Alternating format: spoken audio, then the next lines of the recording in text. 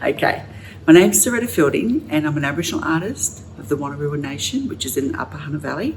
My artwork for Reconnect is called Malangkatia, which means together again.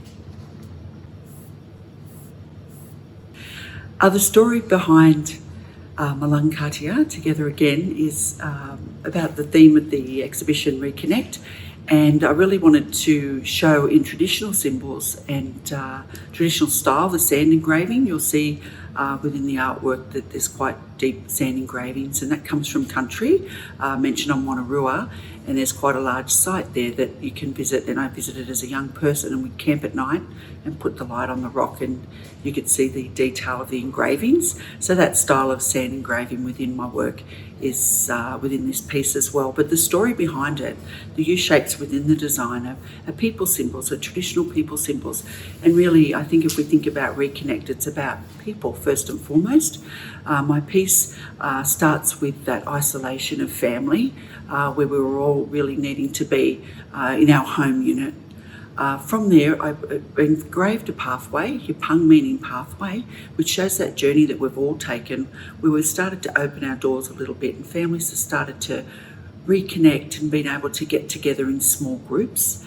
That's the largest of the three-piece works that I've done, and that's larger because that's a bit of an unknown, isn't it? It's a bit of an unknown of how that's going to progress and the time frames around that, and I think we're all just navigating that right now.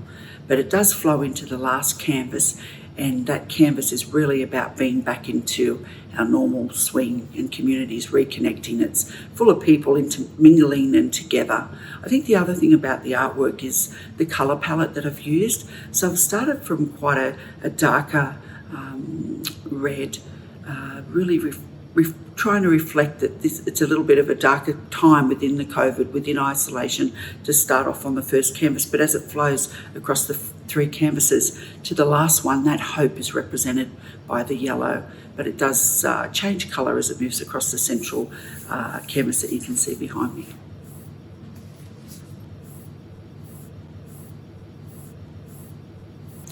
There's a little bit of a funny story behind my materials because it is mixed medium on canvas.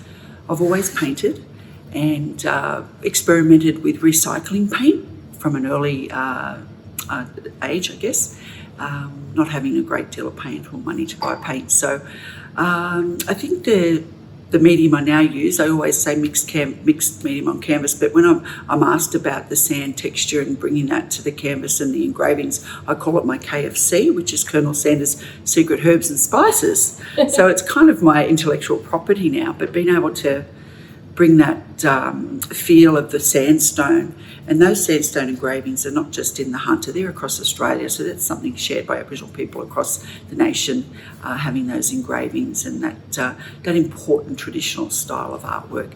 But it is on a high quality thick canvas, but I have done my work and taken it into schools, in outdoor, on outdoor panels as well. So it does work across the various, mediums, marine ply kind of thing. But on this work, it's on a canvas.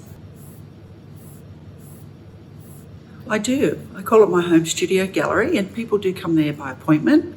I have I've taken over the whole downstairs part of my home, and we're actually renovating. We're on the side of a hill, so we're renovating the back of that now. But it was a 2-car garage, and it's all we lined it as a rumpus room some time ago, but it is now the office of Saretta Art and Design, and in behind there is another room as big that we're renovating to store stock and do work, artwork, but also working across a whole range of mediums that we're working in today. I have a team of people that work with me. I run a not-for-profit, Malung Indigenous Corporation, and we're all employees of the not-for-profit. It creates opportunity for other Aboriginal people and artists, so that's exciting. Upstairs at my home is one of those homes with no walls. It's all very open ceiling as well. So people and government and corporate do visit me. That's my home studio gallery, which I can hang quite a few pieces in because of that style of the home. So yeah, it's kind of personal and quirky. It's nice to have people come and see me and have a cuppa and I share about my art and show them the spaces.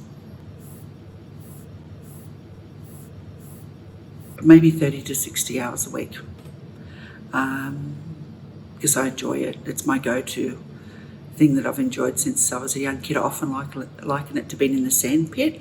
When you're a kid and you're just kind of free, and it can you can just create and kind of muck up that bit and add a little bit here and play with colour, or you make roads and towns in a sand pit, but it's it's only temporary, and you can redesign, kind of get that real free feeling when I just get to relax and paint. I feel like it's not work, it's relaxing and enjoyable. I am self-taught. I guess I grew up in a family. I have a cousin, Raymond Smith, who's a wonderful artist, well-known artist, and some aunts and other cousins. So I've grown up watching them paint and draw, and in a whole range of different ways. My aunt used to do bark pictures, which were beautiful. So I've always wanted to be an artist, I guess, from a young age. But I lost my dad at 40 to heart disease, so that's one of those close the gap issues.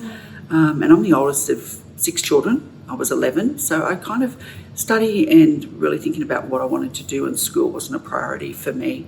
It was more about trying to be in home. But later on I got a call. I was always drawing and doing my artwork when I worked with Aboriginal organisations on committees, and a committee member rang and said, would you like to put art in to the state government were doing the Bush Tucker Trail launch from Newcastle at the foreshore. So I said, yep, and I raced around and painted some artworks and took them in, and half of them sold, and it reignited my dream. So it is very much self-taught, very much something that I feel just kind of comes from my gut, for want of a better word.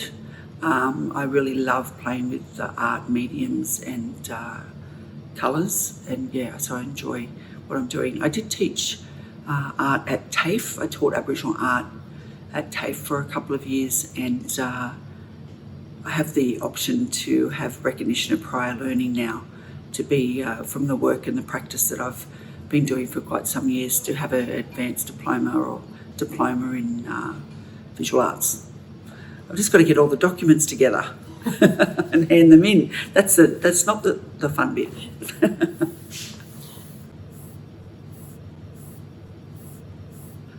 Every day is a Saturday, I used to say. It's getting a bit busier now, but I get to do what I love, and I'm actually being able to make a living from that.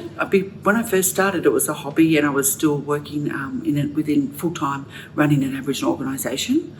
So I was doing what I love, but working at the same time. Now that's melded, and I get my work is what I love.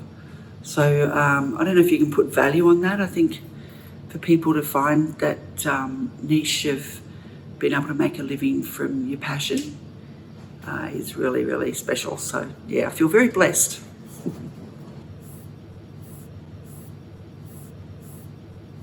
I guess, at a risk of being too broad, probably everything, really. I think it's what makes me tick. It's what I enjoy, even when I'm driving, just to see nature, or to be driving through the bush or country towns and wanting to capture everything on camera. I take lots and lots of photos. I really just love being able to be creative, and I guess as I'm getting older, it's a job that I'm not an elite sportsman or anything, so I kind of feel I'm going to be doing this forever, and that's really exciting, that I can look forward to not retiring and being able to do my art into the future.